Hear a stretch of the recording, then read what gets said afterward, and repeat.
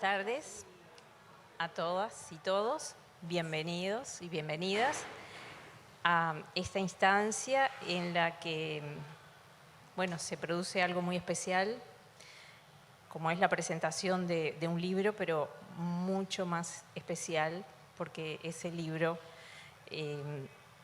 es un conjunto de ensayos sobre la obra de nuestra gran poeta, nuestra gran escritora, Ida Vitale, a quien tenemos presente en esta sala. Además es un momento especial porque, se inaugura de alguna manera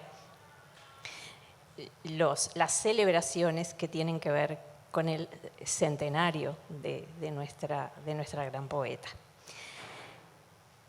El libro del que hablamos es ese que están viendo por allí, que lleva como título versos de nuestra poeta, que es Abrir palabra por palabra el páramo. Y son ensayos, estudios sobre la obra inmensa de Ida Vitale.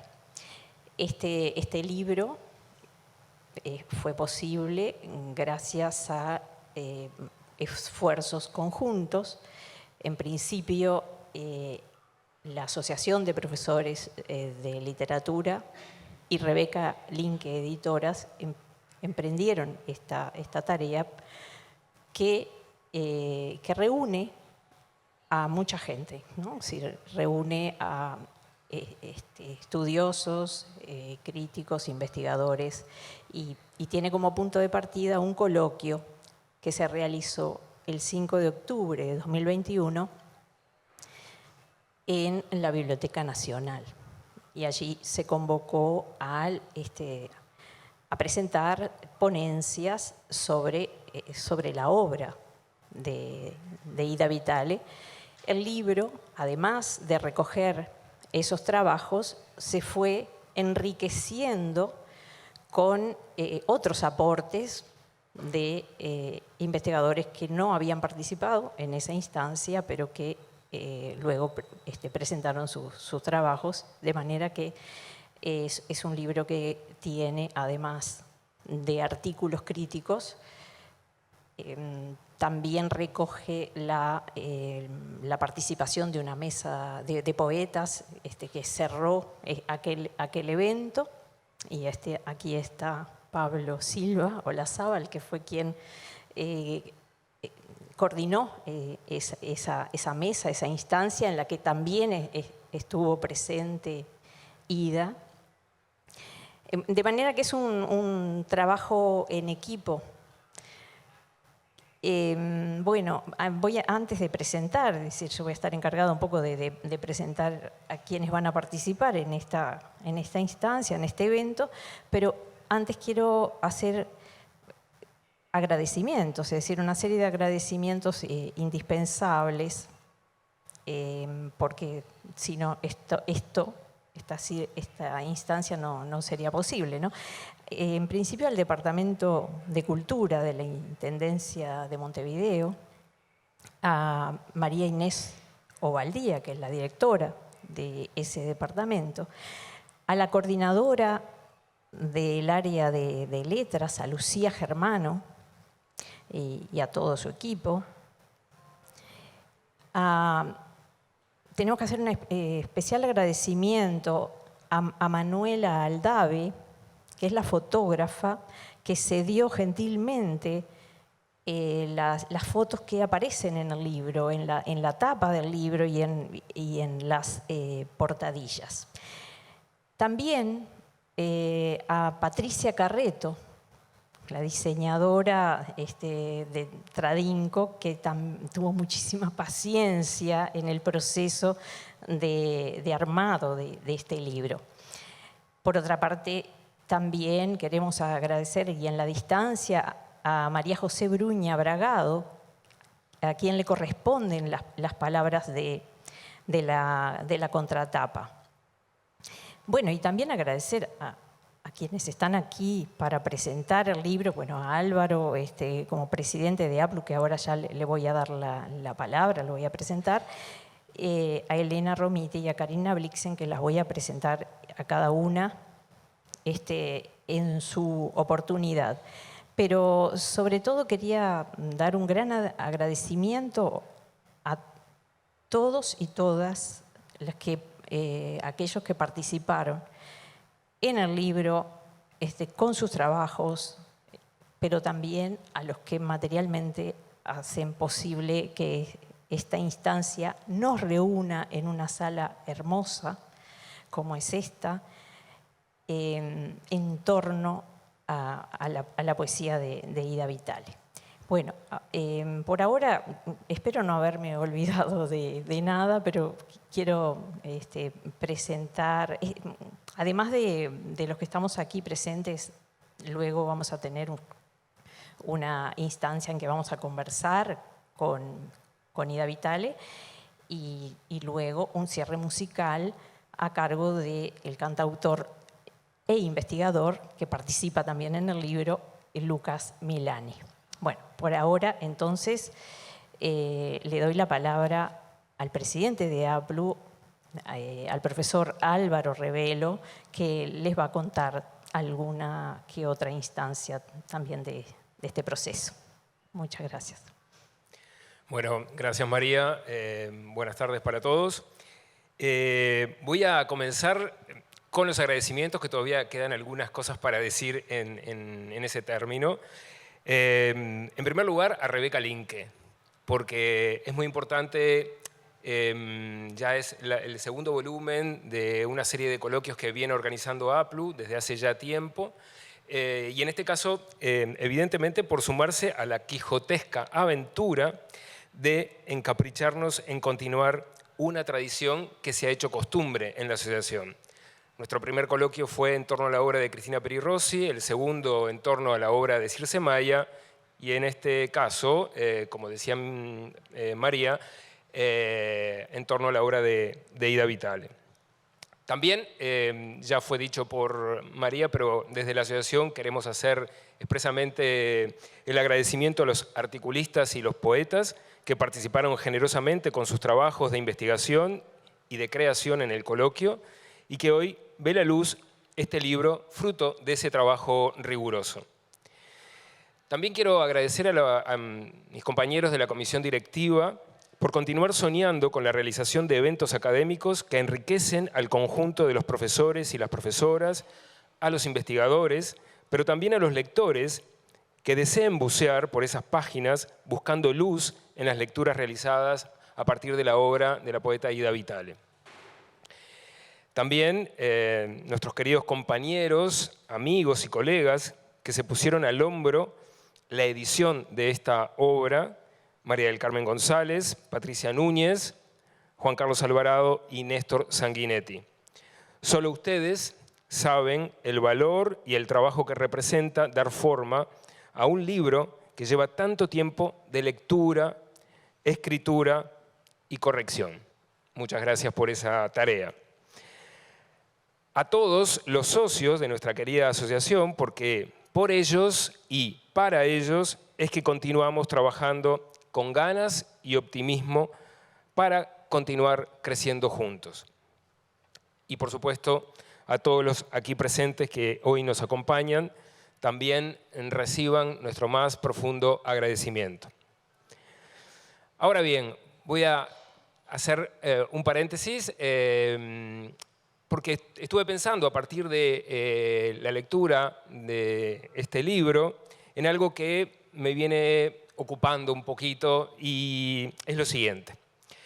Los seres humanos organizan los acontecimientos pasados como memorias, es decir, todo lo que se aprende se codifica y almacena en el cerebro, y de esta manera se guarda la información del entorno para adaptarse mejor a situaciones futuras.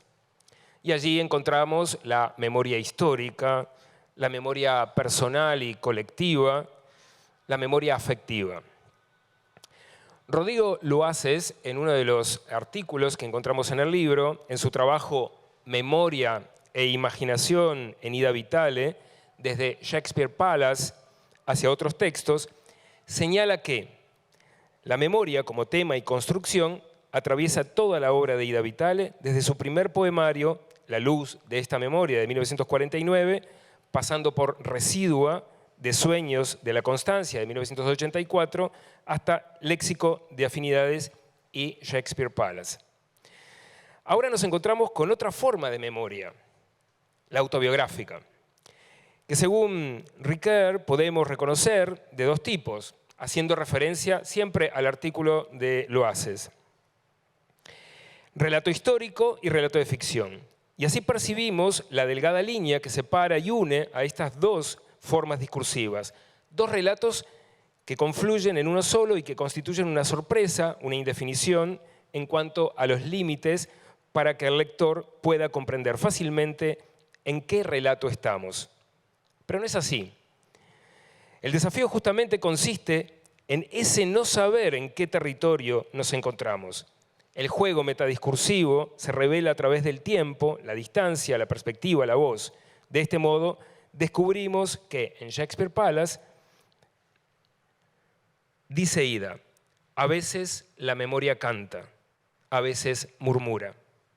Y por otra parte, dice Loaces, que la memoria se construye en el orden del pensamiento y de las palabras y agrega, la memoria formada de palabras es canto. No es el canto de las sirenas que llevaba a los hombres a su destrucción.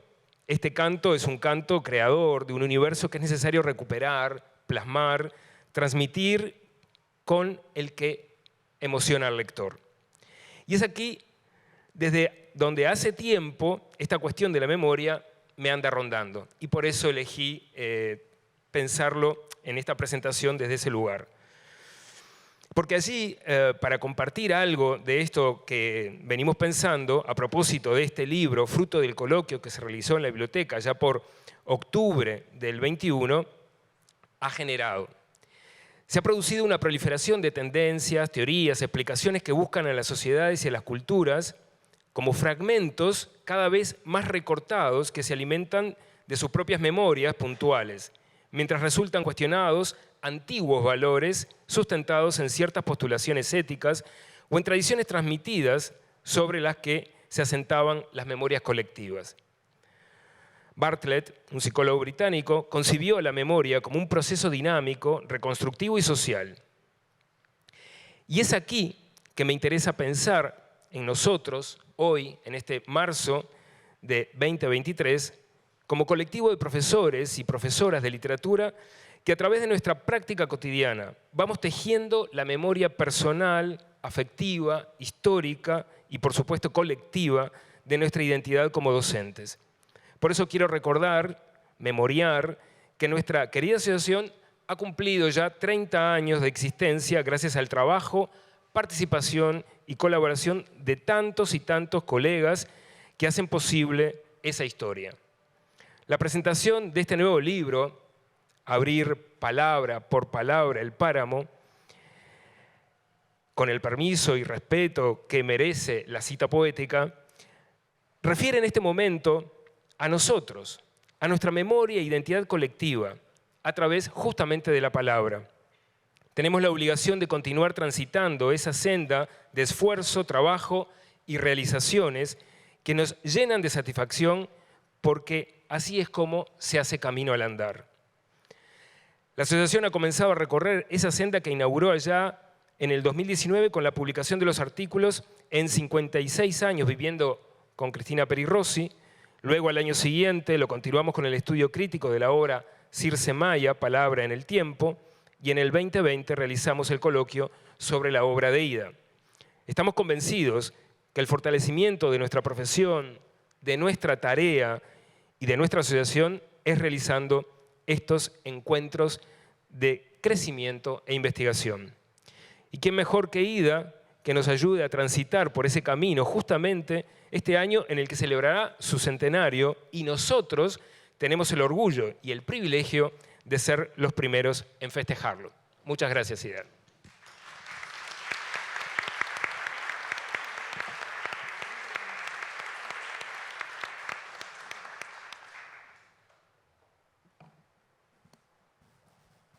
Muchas gracias, Álvaro. Bueno, ahora vamos a escuchar a la profesora Elena Romiti, que es profesora de literatura, doctora en letras, profesora del IPA, en didáctica y literatura iberoamericana. Es investigadora, pertenece al Departamento de Publicaciones y Archivo Literario de la Biblioteca Nacional y es miembro de la Academia de Letras. Eso solamente son titulares, es muy poco lo que... pero sobre todo es una gran investigadora y conocedora de la poesía uruguaya. Así que, bueno, en sus manos ahora está hablar de este libro. Bueno, en primer lugar, también agradecimientos, especialmente a Ida, que hoy nos alegra y nos honra con su presencia.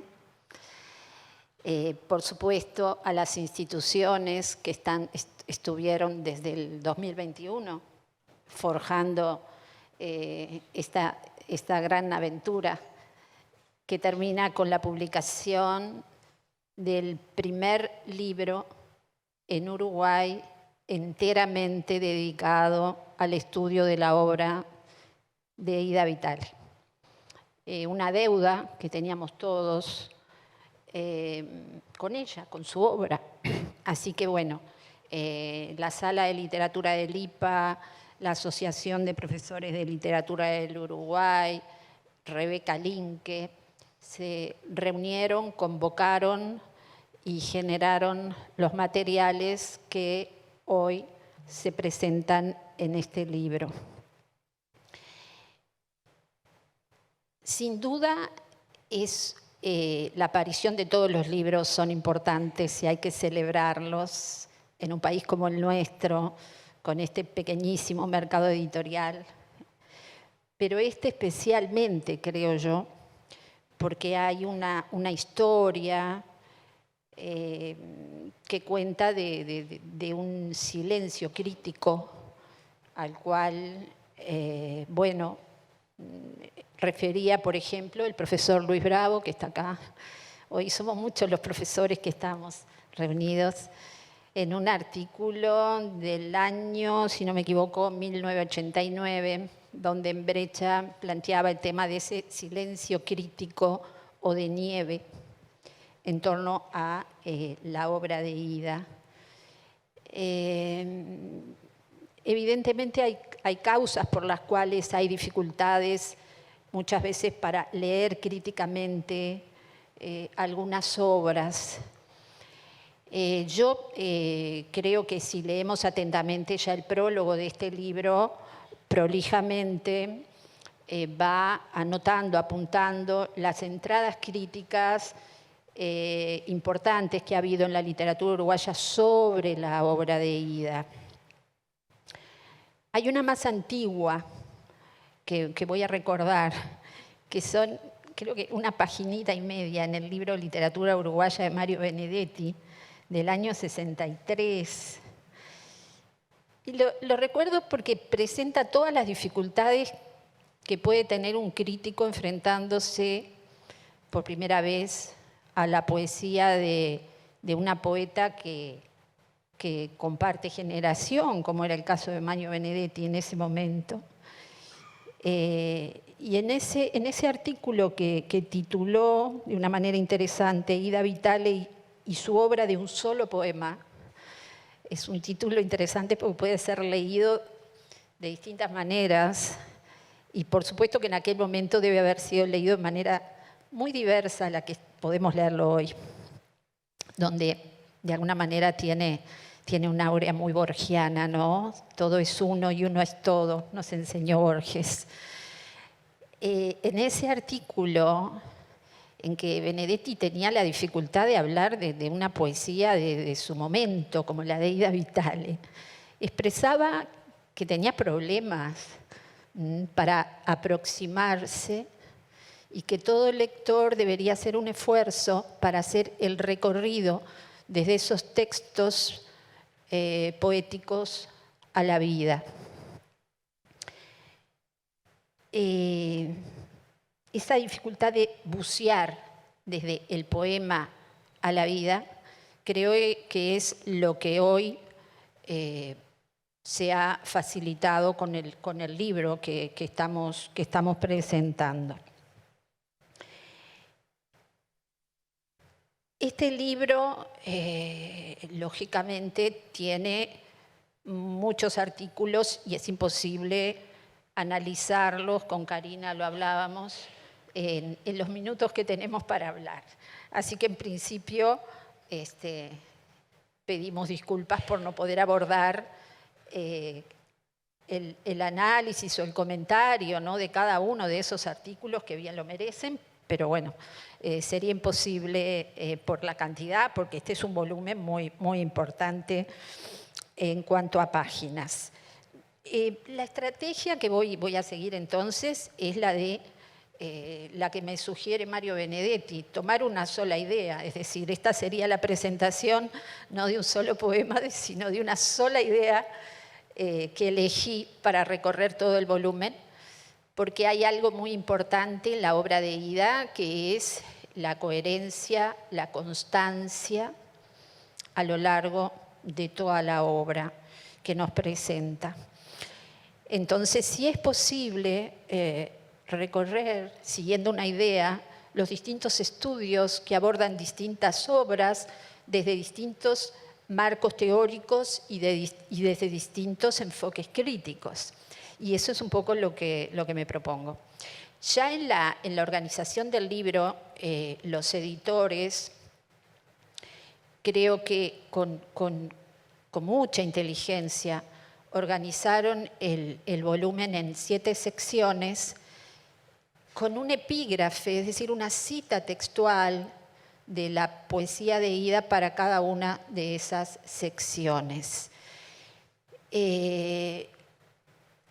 Esos epígrafes pueden ser leídos en relación al contenido de las secciones, pero también se puede hacer una lectura de todos ellos y se va a descubrir que tienen muy claras referencias al concepto de poesía que siempre plantea Ida en su obra. La reflexión metapoética está en todos ellos. Creo que María del Carmen, en su artículo, porque María del Carmen es editora, pero también articulista en este volumen, lo explicita muy bien cuando refiere a la importancia de las citas en la obra de Ida y cómo esas citas textuales siempre hablan de su concepto de poesía. Entonces, esa organización del libro facilita su estructura, su lectura, desde la propia palabra poética de Ida Vitale.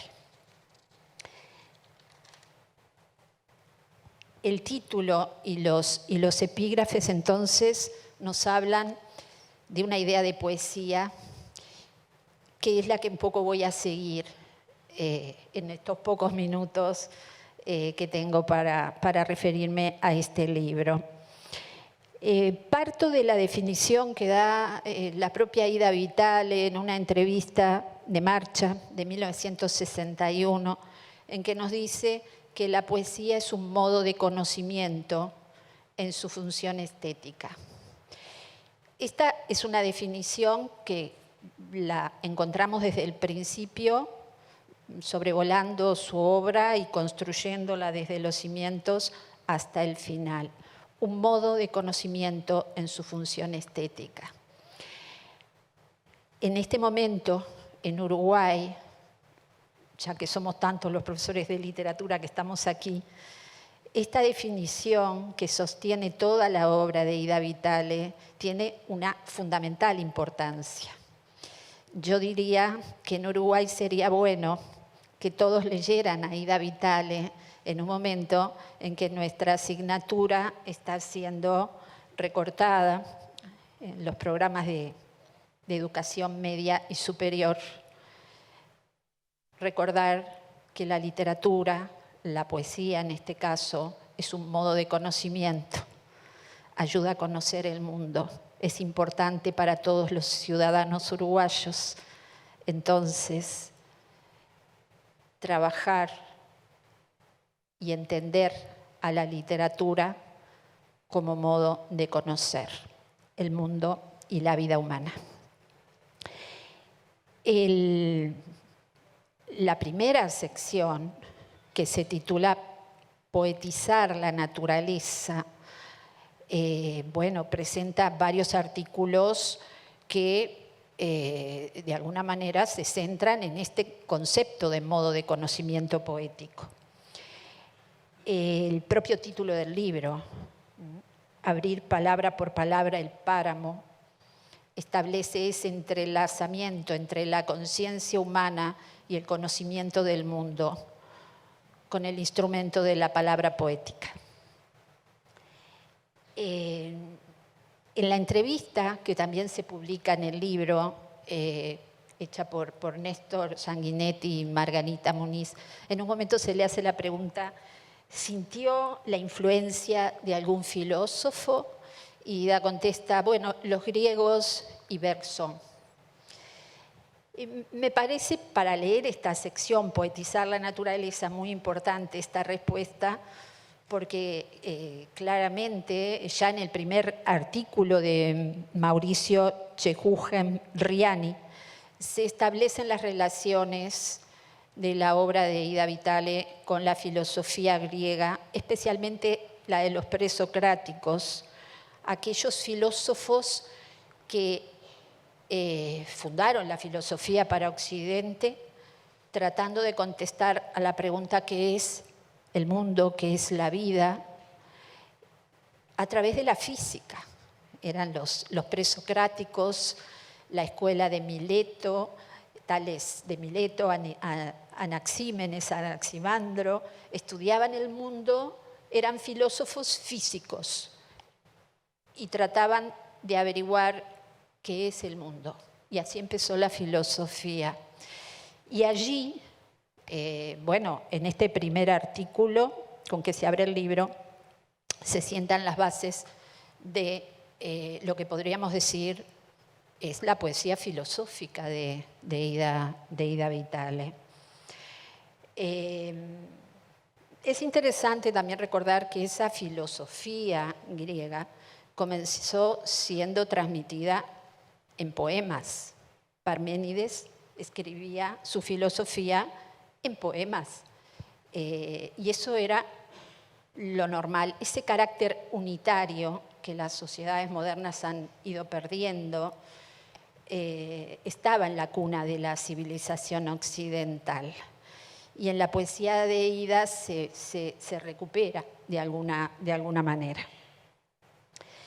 A tal punto que esos filósofos están siendo estudiados hoy en día, no solo nutren la poesía de Ida Vitale, sino que también están siendo estudiados por los físicos cuánticos. Todos los físicos cuánticos leen a los antiguos presocráticos, a los atomistas, porque tuvieron enormes aciertos. Cuando leemos el epígrafe de esta primera sección, el poema Colibrí, llegamos a un final. Yo no voy a leer los preciosos poemas que están en el libro porque sería muy largo esto, pero llegamos al final en que el yo lírico hipotéticamente imagina poder tocar y sostener al colibrí, y dice: y entonces por un segundo sentir cómo late el mundo. Ese es el espíritu de los antiguos presocráticos: sentir, conocer cómo late el mundo. Unos versos preciosísimos.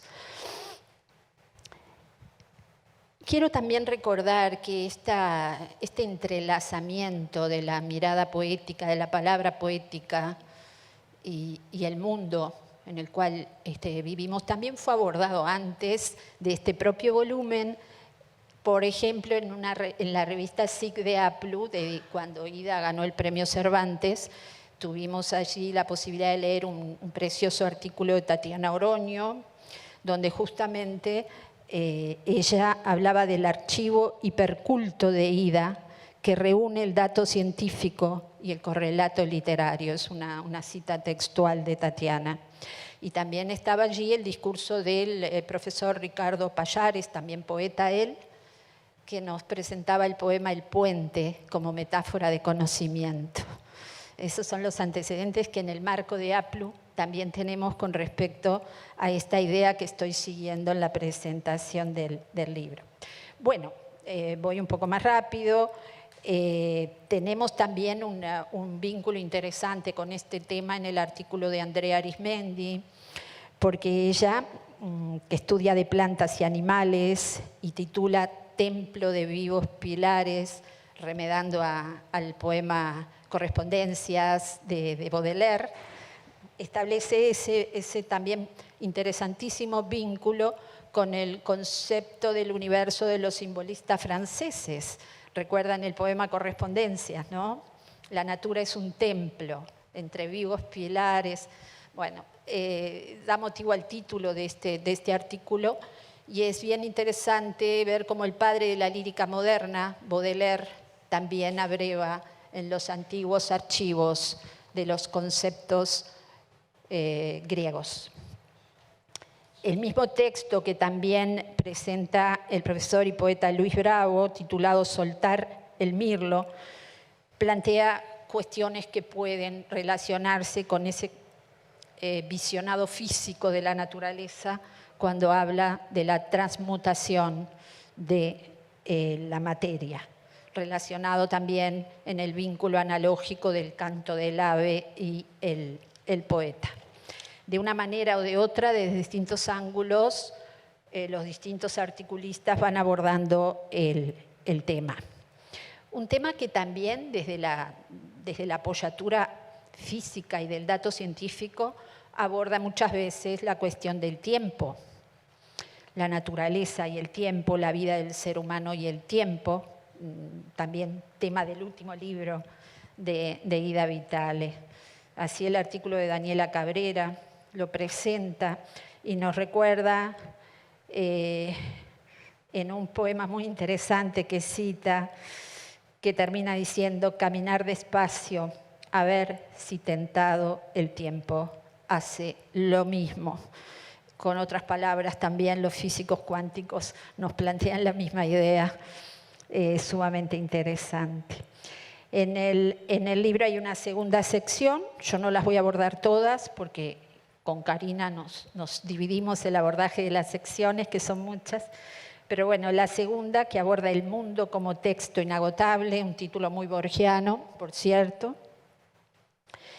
Se retoma la idea, ¿no?, del mirar el mundo y oír el mundo a través del puente de la poesía, intentar conocer el mundo. Pablo Brescia, por ejemplo, nos habla de la poética de la lupa y la define a través del ver y el oír del sujeto poético en la poesía y en toda la obra de Ida. También el artículo de Lubezki, El alma de Montevideo, relacionada con el tiempo pasado. Es parte de esta textualidad relacionada con el universo. Esta poética de la lupa, de la cual hablaba Brescia, es retomada desde el titular de otro verso por Gloria Salvarrey, El vidrio de los versos y el silencio. El tema del silencio en una poesía que concibe la música como base del conocimiento también del mundo, se aborda también en otro de los artículos del cantautor Lucas Milani. Y es muy importante también ver cómo si nos colocamos en algunos de los trabajos de este libro que estudian el lenguaje, como es el caso del trabajo de Lautaro Pérez Rocha, que trabaja la poética de la desreferenciación. También tenemos puentes con este conocimiento de un mundo que no es tal como lo perciben los sentidos. Este trabajo focaliza el borramiento, el borrar los rastros de la referencia en el lenguaje poético de Ida Vitale. Y sin duda, esa observación tan justa, tan acertada, conecta también con el atomismo, porque nuestros sentidos no nos muestran, como bien plantearon los antiguos presocráticos, no nos muestran los átomos que recorren todas nuestras existencias de seres vivos y de seres no vivos. Y de esa manera, en el tratamiento del lenguaje, en el borramiento de la referencia, estamos de alguna manera confluyendo en lo que es poesía y mundo. Por último, hay una tercera sección que es la de los diálogos intertextuales, que tiene como epígrafe el poema Palimpsesto. ¿Se acuerdan aquel que termina en cuidado, no se pierde sin castigo el pasado, no se pisa en el aire? La intertextualidad está siempre presente en la obra de Ida Vitale, también profesora de literatura, ¿no? Con su archivo hiperculto, como dice Tatiana Oroño. Y estos diálogos intertextuales nos cuentan también, siguiendo con la idea inicial, que la identidad de las cosas o las personas finalmente no cuentan tanto como el entrelazamiento que pueda haber entre ellas, sus átomos y sus textos. Allí está el precioso artículo de María del Carmen, que trabaja justamente la intertextualidad con 3 autores. No puedo comentarlo, por supuesto, pero sí voy a hacer una breve referencia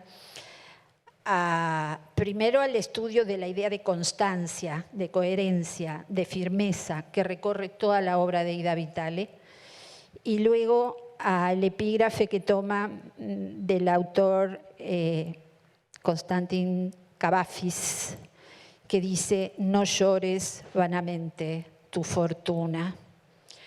Este no llores vanamente tu fortuna refiere al abandono de los dioses con respecto a los hombres, y específicamente a la historia de Marco Antonio, cuando pierde la ciudad de Alejandría. No llores vanamente tu fortuna. De alguna manera refleja la visión de un mundo sin Dios, donde el ser humano debe aceptar esta existencia, este mundo, sin ayuda de los dioses y sin llorar por ello. Claro que la poesía permite trocar ese duelo en canto, como en uno de los poemas lo plantea la propia Ida. Yo creo que estoy en la hora y quería hacer una hilación con otras poetas filósofas, por ejemplo, con María Eugenia. ¿Se acuerdan aquel poema Emoción panteísta, donde la presencia de Dios tiene cara de magnolia, la naturaleza? Es en la poesía de María Eugenia, que era muy católica y no parece católica en sus poemas, el rostro de Dios es una magnolia, un registro de la naturaleza de este mundo. Yo quiero terminar con un texto que he citado en el artículo de Kildina Beljasic, que se titula Signos de salvación contra la melancolía, porque ella ahí recupera una observación que me parece muy, muy valiosa para cerrar mi intervención, de Michel Ramont, que dice así, siguiendo con el hilo, ¿no?, que fui planteando desde el principio: Ida Vitale rechaza la idea de que el trabajo poético no sea al mismo tiempo un trabajo sobre el mundo. Lo poético es un melancólico trabajo de transmutación de la materia, no solo de la lengua. Creo que en ese párrafo de alguna manera se resume lo que los distintos trabajos del libro, de una manera o de otra, han ido trayendo en sus distintas instancias. Y el texto que elegí para ilustrar nuevamente, porque aparece de distintas maneras a lo largo de la obra de Ida Vitale, es el final del poema Medición de Distancias, que también es un epígrafe de la sección Autobiografías, creo, que dice: entiende lo incomprensible y ámalo, ocupa el revés del intento, sé cardo cuando llegaste como lana, piedra cuando hilo de seda flotarías. Muchas gracias.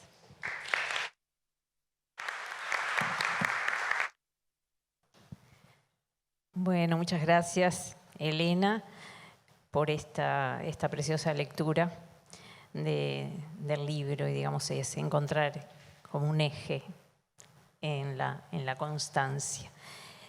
Bueno, y ahora agradecer y escuchar a nuestra otra presentadora, que es Carina Blixen, la profesora Carina Blixen, profesora de literatura, también doctora en letras, también es investigadora e integra el Departamento de Publicación y Archivo Literario de la Biblioteca Nacional, y también tiene muchas publicaciones sobre literatura uruguaya y sobre poesía.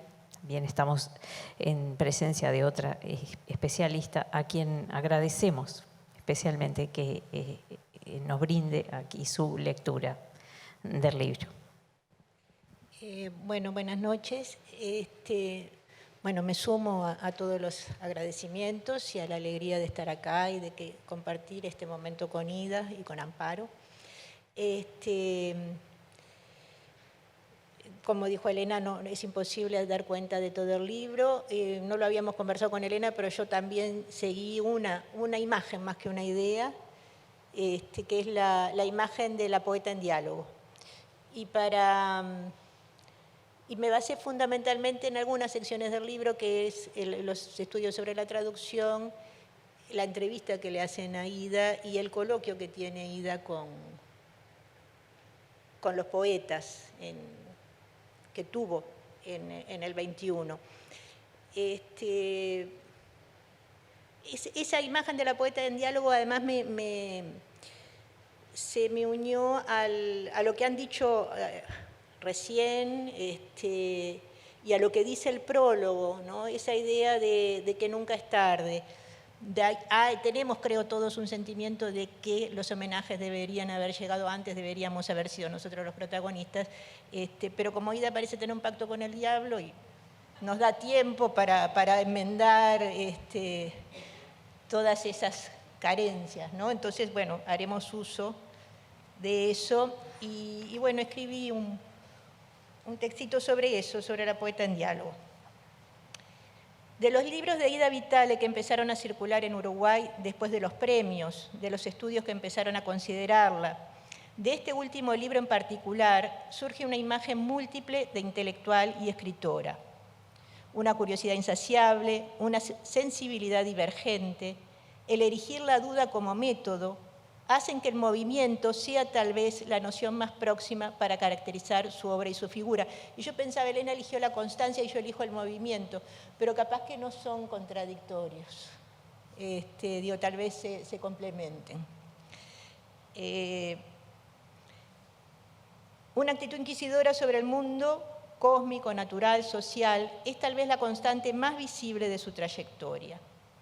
Ida Vitale ha acumulado trabajos de docente, crítica literaria y musical, traductora. Más allá de su pasión por la música o su atención a la pintura, el lenguaje ha acaparado su trabajo de creación. Es una poeta de varios mundos, vegetal, animal, humano, de diversas y concomitantes modalidades de escritura, ficción, testimonio. Habrá que sumar diccionario personal, prosa, poesía. Abrir palabra por palabra el párrafo, bueno, es el verso que le da título a este libro. Voy a leer el poema, me parece que vale la pena. abrir palabra por palabra el páramo, abrirnos y mirar hacia la significante abertura, sufrir para labrar el sitio de la brasa, luego extinguirla y mitigar la queja del quemado. Esto pertenece a un poema que se llama Tarea. Y este libro permite acercarse a esa tarea a la que ha dedicado la vida.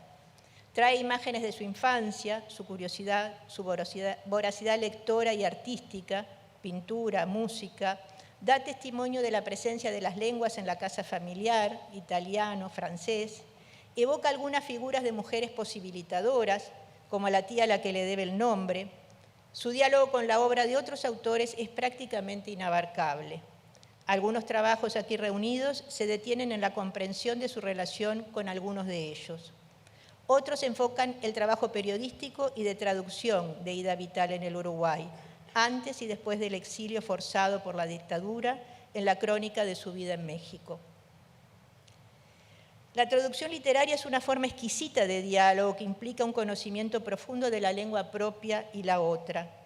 Desde muy joven, Ida se dedicó a la traducción con placer, interés y también como medio de vida. Tradujo mucho para el teatro, fundamentalmente a través de su amistad con Laura Escalante, y fue una activa difusora a través de sus críticas de la literatura universal. Presentó autores que escribían en otras lenguas y al hacerlo, inevitablemente, enhebró comentario y traducción. Reflexionó sobre esta tarea compleja que ha sido difícil de catalogar y que desde hace algunos años se está peleando por sacar de la invisibilidad.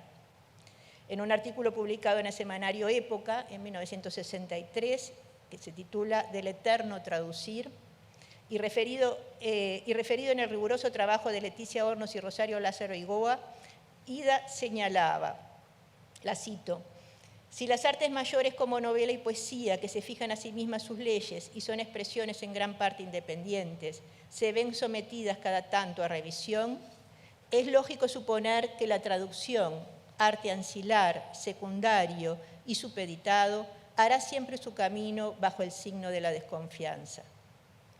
No voy a detenerme en las importantes disquisiciones realizadas a partir de la oposición que todo traductor enfrenta entre si ser fiel a la letra o al sentido.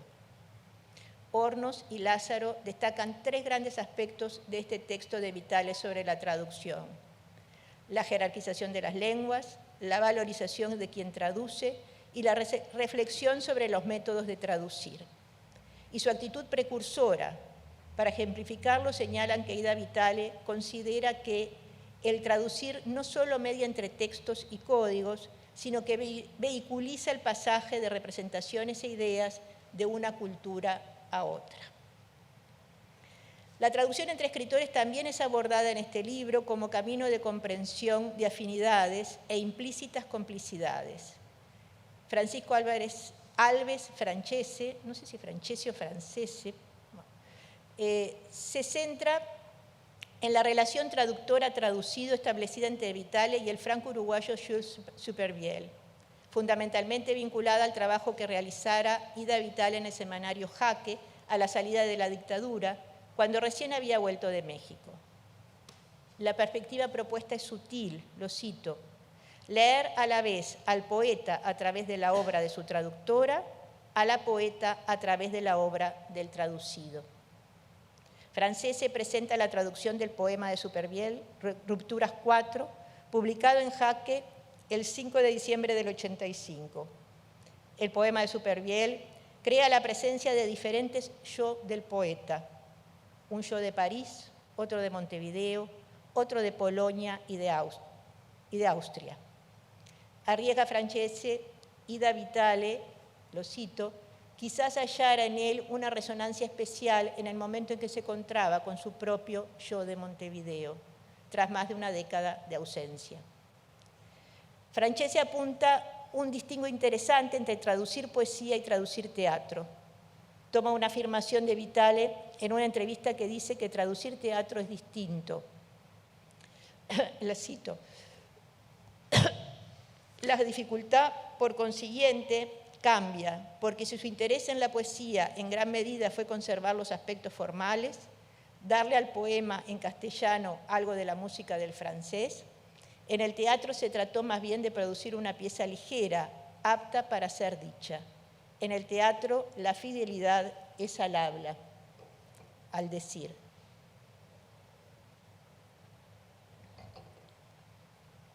Francese dice que Supervielle no fue ni muy cartesiano ni muy surrealista y lo considera como un hombre partido al medio entre tierras. Esa es la expresión que usa. Anota la incomprensión por parte de la crítica de su literatura y su biografía y la recepción a destiempo. Estas características posibilitan otro paralelismo con Ida Vitale, que vivió largos años en México y Austin y experimentó también estos desacomodos en los tiempos de lectura, comprensión y difusión de su obra. Me voy a referir a la entrevista que se encuentra aquí, en este libro. Durante su ejercicio de la crítica literaria en diversos medios, Ida hizo pocas entrevistas. También dio muy pocas hasta la avalancha de premios concedidos ya entrado el siglo XXI. Es lógico que a partir de estos reconocimientos, estudiosos y periodistas se volcaran a interrogarla. Lo que puede resultar sorprendente es la buena disposición de Ida. Parece siempre abierta a la conversación. Ha volcado con generosidad sus recuerdos y opiniones sobre buena parte de obras y autores fundamentales del siglo XX y de su propia experiencia vital e intelectual. No me voy a detener en la buena entrevista con anotaciones precisas e imprescindibles que se publica en este libro. Quiero solo recoger una pregunta que se hacen los entrevistadores en la presentación de la experiencia de su encuentro con Ida. Se preguntan, ¿quién entrevista a quién? Este es un rasgo notable de la actitud de Ida.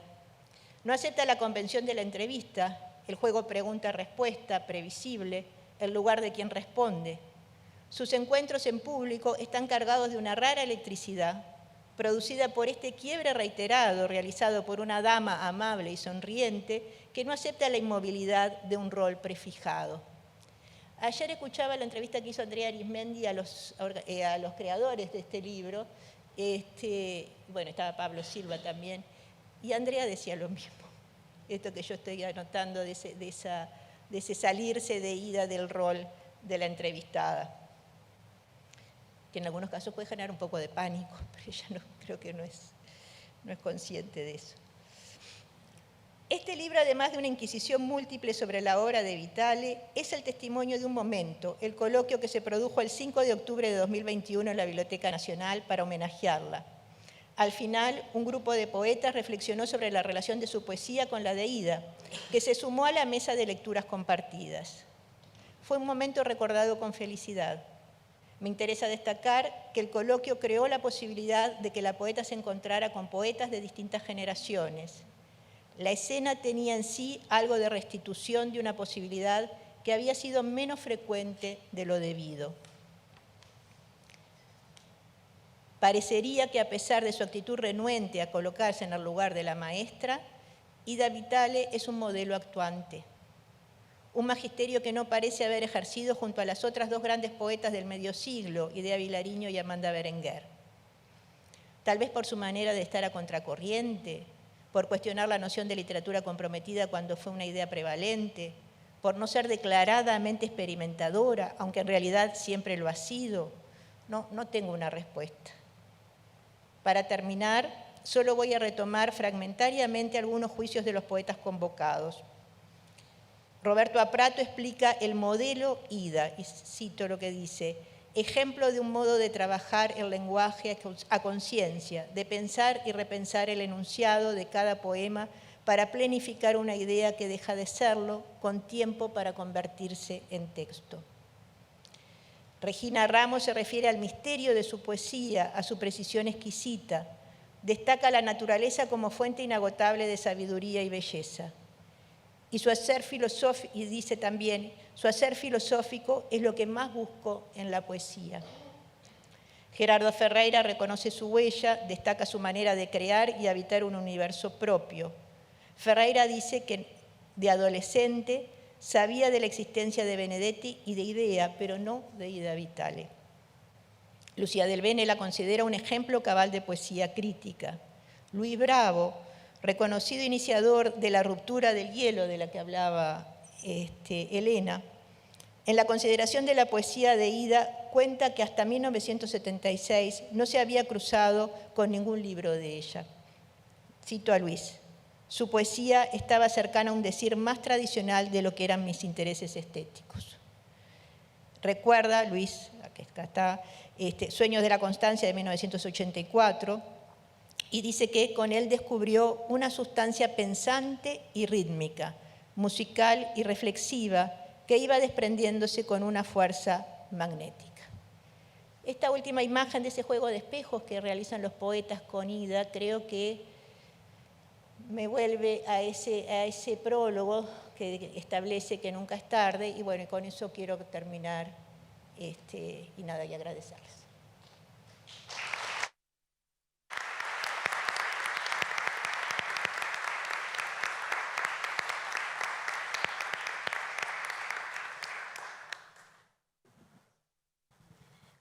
Bueno, muchas gracias, Karina, también por esta excelente lectura. Y bueno, siguiendo con el protocolo, ahora toca que Ida pase adelante. A ver si ya le hicimos el lugar.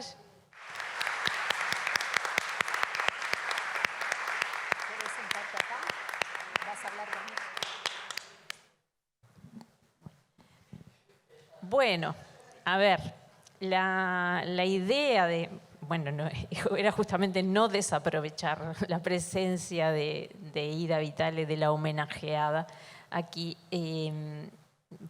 bueno, para que nos diga unas palabras, lo que ella desee decir una vez que ha escuchado todas estas intervenciones.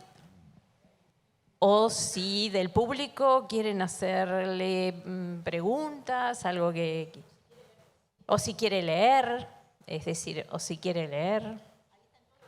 Acá están todos tus libros. Ida. Yo soy otra.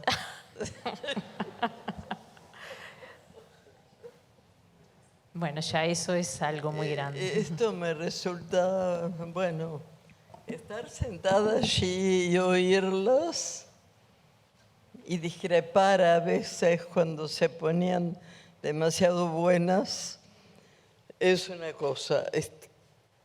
Estar sentada acá, bueno, estos libros vienen muy oportunos porque me sugieren volver sobre ellos. Es decir, yo soy muy mala improvisadora y esta no es la situación mejor para que mejore. Así que lo que puedo hacer, sí, es leer. No sé si eso es lo que esperan. Supongo que no. Que esperan que de acá salga una especie de monstruito que responda a las preguntas que no están hechas, pero que las anticipe, las interprete y las elimine. Bueno,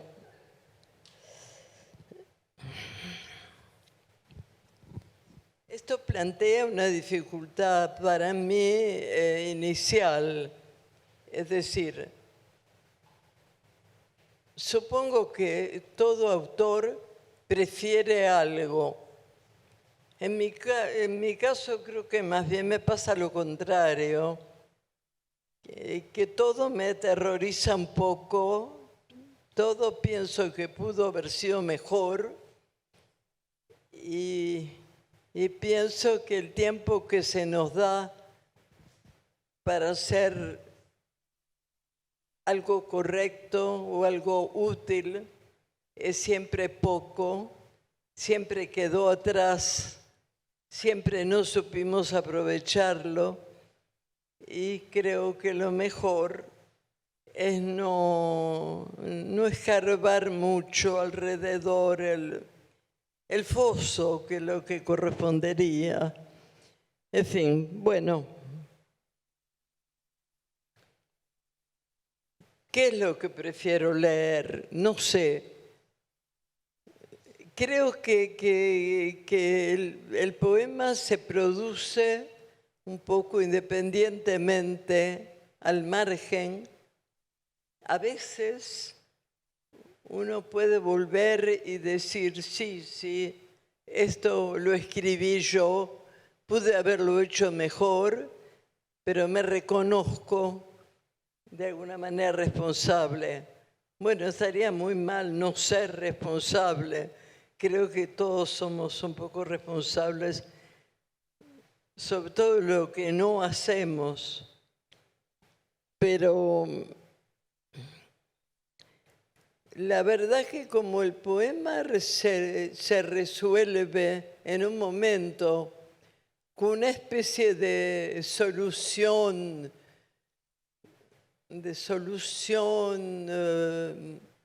regalada, creo que nadie, ningún autor, es totalmente consciente de lo que escribe, más bien es consciente de la distancia en lo que en alguna manera, siempre en esa etapa previa a la escritura, hay una etapa en que uno más o menos fabula, en que va a encontrar las palabras correctas para ese momento. Y eso a veces ocurre. Entonces pensamos que no lo escribimos nosotros, que fue alguien que intervino y lo dictó, o quedamos con la convicción, y esto es lo que ocurre, creo, por lo menos en mi caso, en la mayoría de los casos, en que no estábamos en el momento debido, en el lugar debido, para que esa posibilidad se concretara de una manera más o menos satisfactoria. Supongo que, claro, más bien estoy segura de que llegará un momento que hay una puerta que se cierra para siempre y que no hay del otro lado de la puerta la posibilidad de darnos cuenta si estuvimos cerca o muy lejos de lo que uno hubiera querido hacer. Bueno, creo que el azar va a elegir un poco por mí para estar más segura. Bueno, creo que todos debemos ser conscientes de que hay una parte del mundo que está más cerca de uno y que hay otra que nos interesa menos. Bueno, a mí me tocó, en suerte, me tocaron en suerte los bichos en general. No sé si porque de pronto en la infancia no los tuve tan cerca como hubiera querido. Hay gente que que nace en una familia en la que los animales son muy importantes. En mi caso, creo que mi abuela hablaba o había tenido siempre mucha proclividad y mucho bicho alrededor. A mí me tocó una familia más sobria. Ya mi abuela no disponía del mundo que la rodeaba, sino relativamente. Y entonces creo que me quedó una especie de fidelidad frustrada a ese pasado que no me pertenecía ya, familiar. Y entonces, bueno, sí, quizá hubiera sido feliz si me hubiera tocado tener responsabilidad sobre un zoológico, es decir, que otros tuvieran la responsabilidad y yo me disfrutara de ella. Entonces, sí, quizá escribí más sobre los animalitos de lo que me hubiera correspondido. A veces, además, el animal no es solo ese animal que conocimos o quisimos conocer, es una palabra. Hay un mundo, por lo menos en mi caso, es que un mundo que más o menos se resuelve o se venga desde ciertos animales que son preferidos. Algunos porque los tuve, otros porque lo hubiera querido tener, pero claro, uno siempre empieza acompañado de una familia que no siempre está dispuesta a rendirse al encanto de los animales. El estornino. Si hoy me pusiera el apuro de entrar a una jaula con pájaros y señalar cuál es el estornino, sin duda, bueno, quedaría muy abochornada. Creo que lo que me encanta del estornino es el nombre. Muchas veces son las palabras los que nos llevan a un lugar, a una época o a un personaje.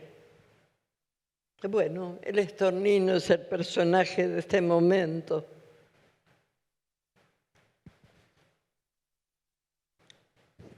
Como si el estornino no tuviera otra cosa para el asombro que su nombre. Pero ¿en quién sino en él obra el dorado? Lo primero es su pico, próximo a todo, y esas chispas de oro de sus plumas. Vestido así, igual trajina entre los pastos de la tierra. Va como un caballero medieval, pronto para el torneo o el asalto, o el polvo del camino en sus ropas de noble vagabundo. Bueno, perdón, yo puse vagamundos. Experiente y arisco, con él no cabe diálogo ni ofrenda. Quizás el ojo de Aura Mazda, contemplando en Persépolis el raso oscuro de sus galas, lo dejó tachonado de fulgores, y él no lo olvide. Bueno, si yo tuviera que explicar hoy por qué hablé de Aura Mazda y de Persépolis, no sabría explicarlo. Pero eso tienen los poetas y los poemas que tienen su vida propia. Yo creo que hay un momento en que el poema se toma forma dentro sin que uno sea muy consciente. Y él elige las palabras que le cantan, como dije una vez, suponiendo que todas las palabras cantan, más o menos. Bueno,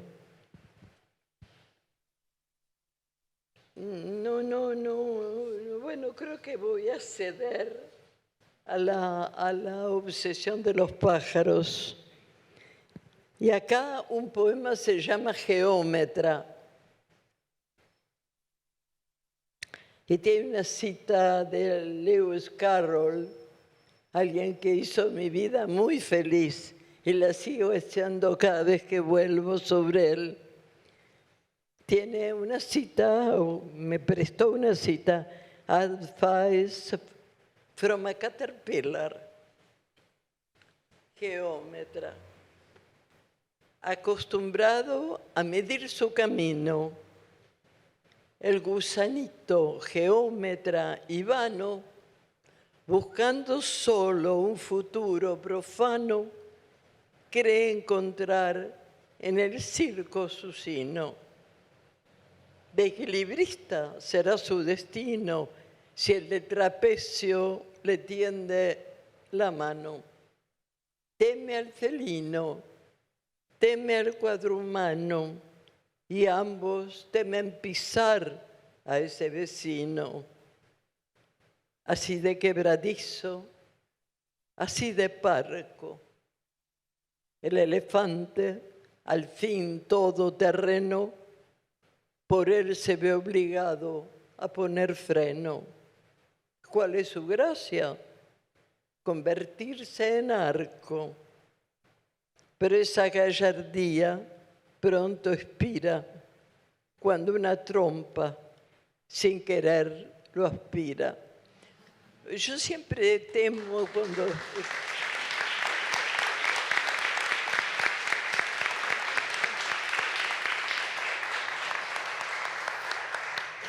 Siempre temo cuando toco un tema que me van a decir, eso ya estaba escrito, o es porque leíste a fulano. Con el geómetra estoy segura de no correr riesgo. Bueno, pero vamos a no leer tanto bicho. Pero yo creo que este libro está escrito al revés. Yo puse primero los últimos poemas, en lo cual evidentemente está trasluciendo una profunda desconfianza sobre lo hecho hace un tiempo. Hojas naturales. Bueno, con no se asusten, con esto cierro. Hojas naturales.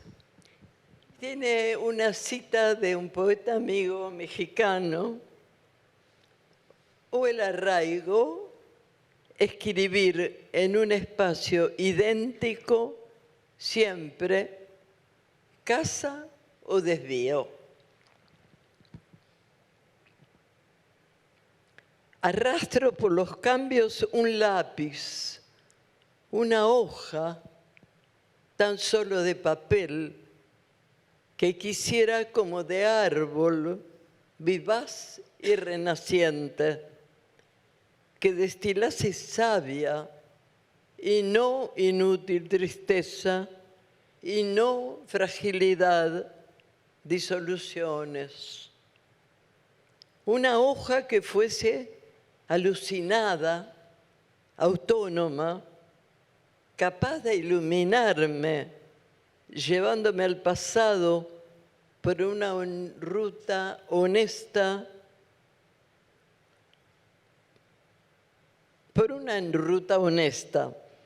abiertas las paredes cegadas y limpia la historia verdadera de las pintarrajeadas artimañas que triunfan. Hoja y lápiz para un oído limpio, curioso y desconfiado. Bueno, y uno más. Quizá porque estoy acá leyendo. Accidentes nocturnos. Palabras minuciosas. Si te acuestas, te comunican sus preocupaciones. Los árboles y el viento te argumentan juntos, diciéndote lo irrefutable. Y hasta es posible que aparezca un grillo que en medio del desvelo de tu noche cante para indicarte tus errores. Si cae un aguacero, va a decirte cosas finas que punzan y te dejan el alma y como un alfiletero. Solo abrirte a la música te salva. ella, la necesaria, te remite un poco menos árida a la almohada, suave delfín, dispuesto a acompañarte, lejos de agobios y reconvenciones, entre los raros mapas de la noche. Juega a acertar las sílabas precisas que suenen como gotas, como notas, como gloria que acepte ella para que te acunen y suplan los destrozos de los días. Bueno, listo.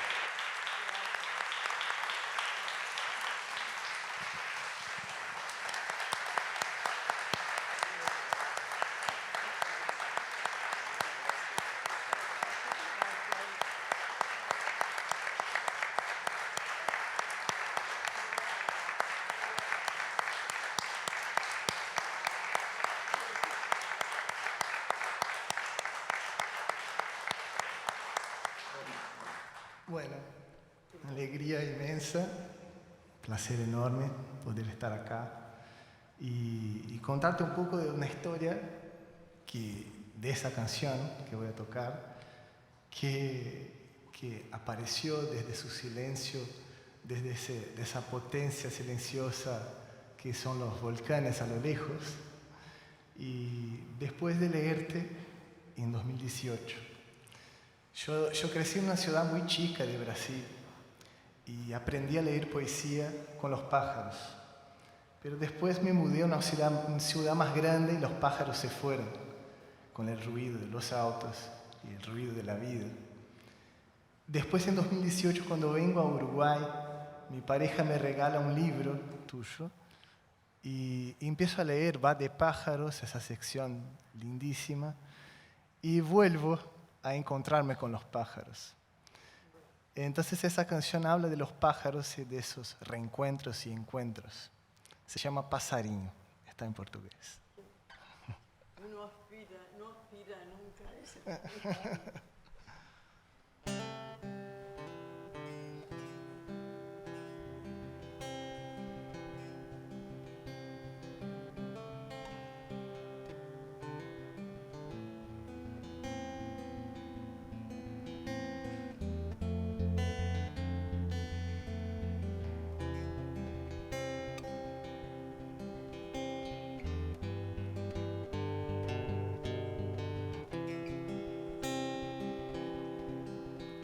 Se eu pudesse te dizer que bem te vi, que é bom te ver. Se eu pudesse te trazer perto de mim pra eu te ver. Se eu pudesse desdizer e de cantar e a esquecer que você tá longe até eu ver,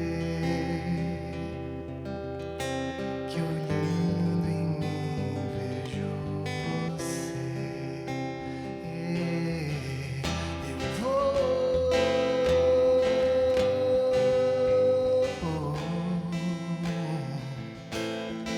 Eu vou,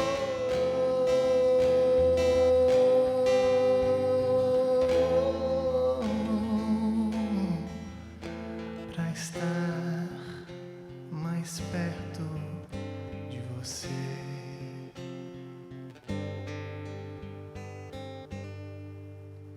O tempo me fez perceber que meu olhar guardou teu ser e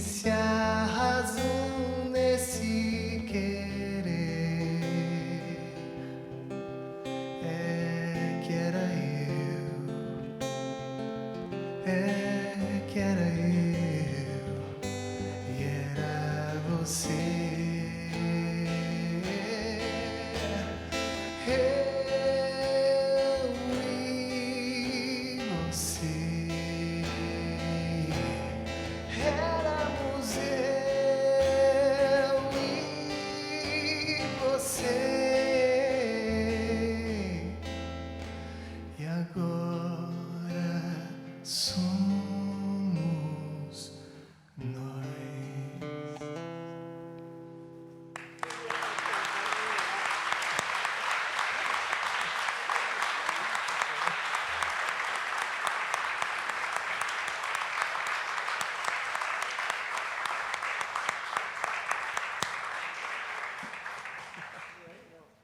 Agradezco mucho esto.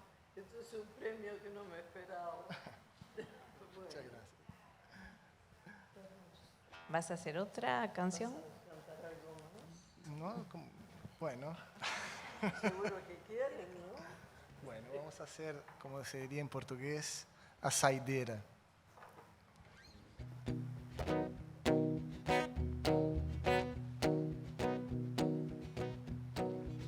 Como un árbol que vuela, en el pájaro que recién lo dejó, voy por la carretera. Se me ve en los ojos un poco de voz, el viento hay que sentir, lo quieras guardar,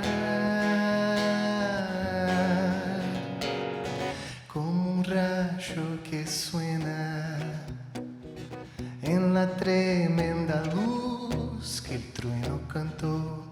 La vida es pasajera. Yo me llevo en los ojos lo que el tiempo dejó. La luz que yace aquí, la quieras guardar. Al dejarte por el camino las partes que suelen pensar, en ese paso el miedo te vino, pero te pudiste aguantar. La liviandad de una rosa que vuela en un pétalo suelto que se va.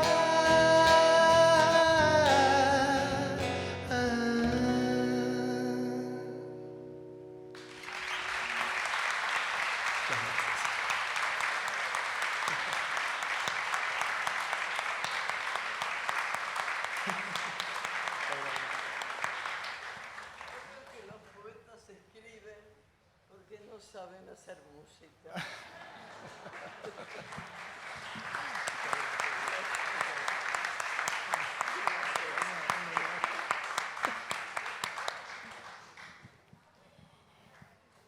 Bueno, muchas gracias. No sé si querés que siga una canción más, una más.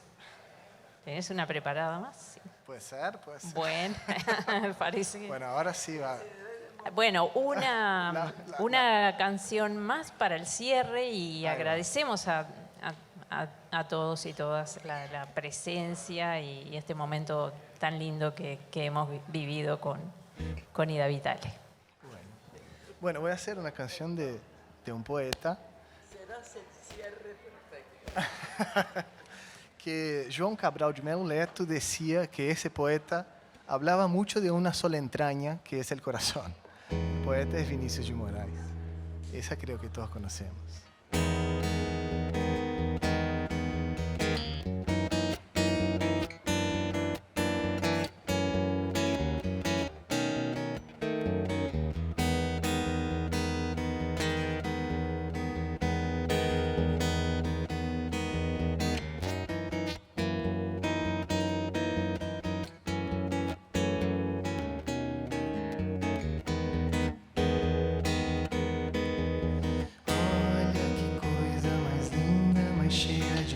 Ela menina que vem e que passa, doce balanço, caminho do mar. Moça do corpo dourado do sol de Ipanema, o seu balançado é mais que um poema, coisa mais linda que eu já vi passar. Porque estou tão sozinho.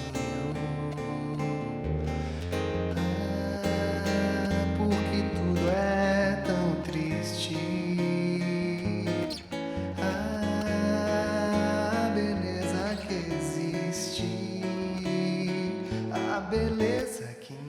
é só minha, que também passa sozinha.